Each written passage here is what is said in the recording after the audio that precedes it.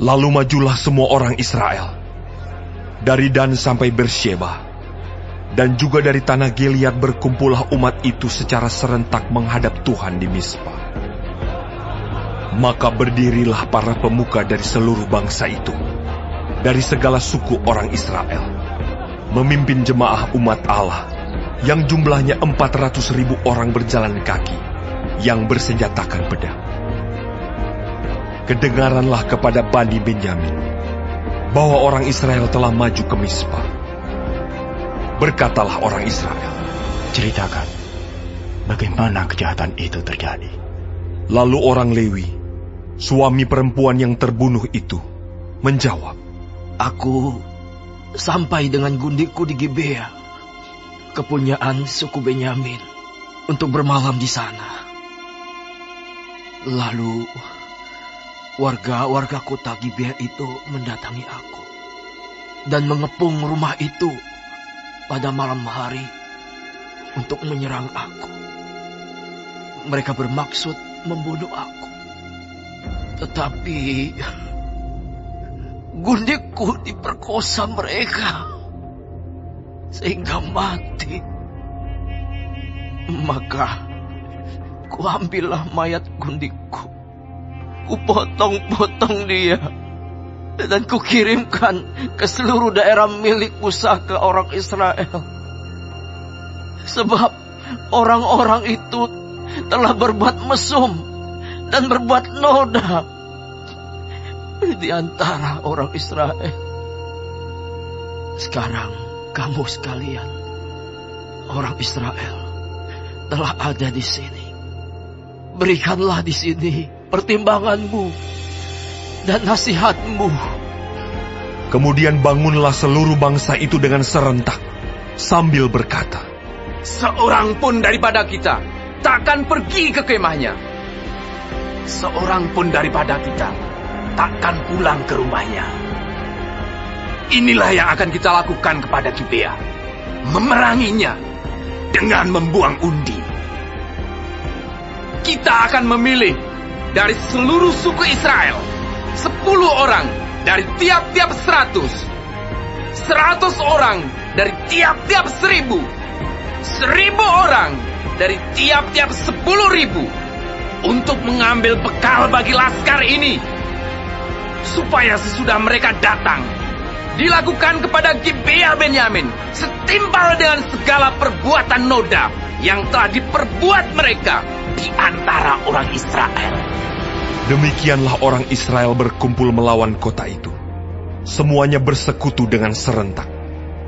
Kemudian suku-suku Israel mengirim orang kepada seluruh suku Benyamin dengan pesan, Apa macam kejahatan yang terjadi di antara kamu itu? Maka sekarang serahkanlah orang-orang itu, yakni orang-orang Dursila yang di Gibea itu, supaya kami menghukum mati mereka, dan dengan demikian menghapuskan yang jahat itu dari antara orang Israel.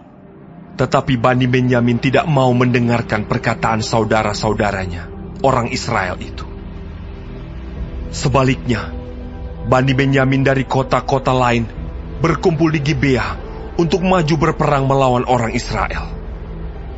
Pada hari itu, dihitunglah jumlah Bani Benyamin dari kota-kota lain itu, 26.000 orang yang bersenjatakan pedang, belum termasuk penduduk Gibea, yang terhitung 700 orang pilihan banyaknya.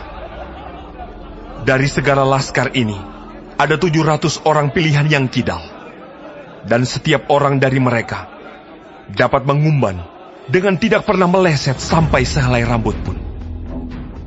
Juga orang-orang Israel dihitung jumlahnya, dengan tidak termasuk suku Benyamin, ada 400.000 orang yang bersenjatakan pedang. Semuanya itu prajurit. Lalu orang Israel berangkat dan maju ke Betel. Di sana mereka bertanya kepada Allah, Siapakah dari kami yang lebih dahulu maju berperang melawan Bani Benyamin? Jawab Tuhan, Suku Yehudalah lebih dahulu. Lalu orang-orang Israel bangun pagi-pagi dan berkemah mengepung Gibea. Kemudian majulah orang-orang Israel berperang melawan suku Benyamin. Orang-orang Israel mengatur barisan perangnya melawan mereka dekat Gibea. Juga Bani Benyamin maju menyerang dari Gibea dan menggugurkan ke bumi 22.000 orang dari antara orang Israel pada hari itu. Tetapi laskar orang Israel mengumpulkan segenap kekuatannya, lalu mengatur pula barisan perangnya di tempat mereka mengatur barisannya semula. Kemudian pergilah orang-orang Israel, lalu menangis di hadapan Tuhan sampai petang.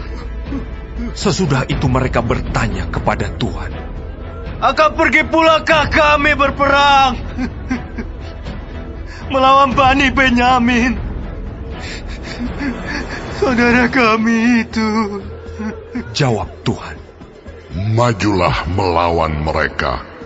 Tetapi ketika orang-orang Israel pada hari kedua sampai di dekat Bani Benyamin, maka pada hari kedua itu, majulah suku Benyamin dari Gibea menyerbu mereka, dan digugurkannya pula ke bumi 18.000 orang di antara orang-orang Israel, semuanya orang-orang yang bersenjatakan pedang. Kemudian pergilah semua orang Israel, yakni seluruh bangsa itu, lalu sampai di Betel.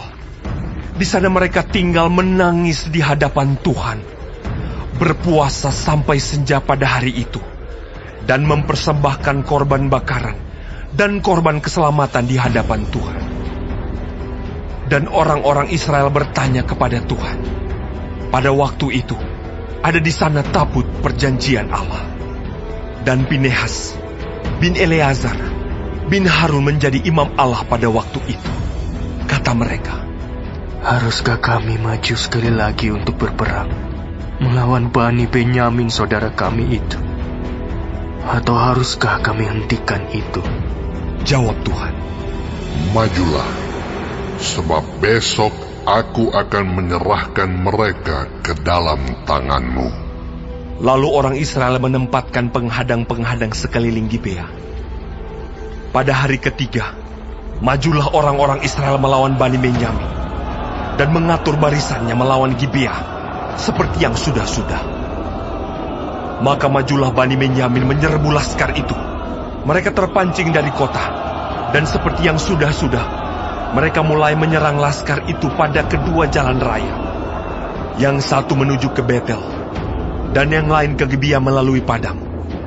Sehingga terbunuh beberapa orang, kira-kira 30 orang di antara orang Israel. Maka kata Bani Benyamin, Orang-orang itu telah terpukul kalah oleh kita seperti semula. tetapi orang-orang Israel telah bermufakat lebih dahulu. Marilah kita lari dan memancing mereka dari kota ke jalan-jalan raya. Jadi orang Israel bangun dari tempatnya dan mengatur barisannya di Baal Tamar. Sedang orang Israel yang menghadang itu tiba-tiba keluar dari tempatnya, yakni tempat terbuka dekat Geba, dan sampai di depan Gibea, sebanyak 10.000 orang pilihan dari seluruh Israel. Pertempuran itu dahsyat, tetapi Bani Benyamin tidak tahu bahwa malapetaka datang menimpa mereka. Tuhan membuat suku Benyamin terpukul kalah oleh orang Israel.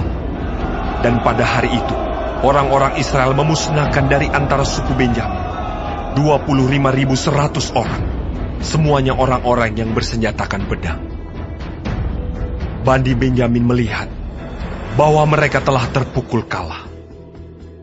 Sementara orang-orang Israel agak mundur di depan suku Benyamin, sebab mereka mempercayai penghadang-penghadang yang ditempatkan mereka untuk menyerang Gibea. Maka segeralah penghadang-penghadang itu menyerbu Gibea. Mereka bergerak maju dan memukul seluruh kota itu dengan mata pedang. Tetapi orang-orang Israel telah bermufakat dengan penghadang-penghadang itu untuk menaikkan gumpalan asap tebal dari kota itu. Ketika orang-orang Israel mundur dalam pertempuran itu, maka suku Benyamin mulai menyerang orang Israel, sehingga terbunuh kira-kira 30 orang, karena pikir mereka, tentulah orang-orang itu terpukul kalah sama sekali oleh kita, seperti dalam pertempuran yang dahulu.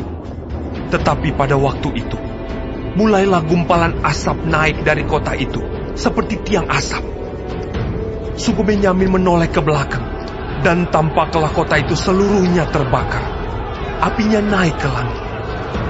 Lagi pula orang-orang Israel maju lagi. Maka gemetarlah orang-orang Benyamin itu, sebab mereka melihat bahwa malapetaka datang menimpa mereka.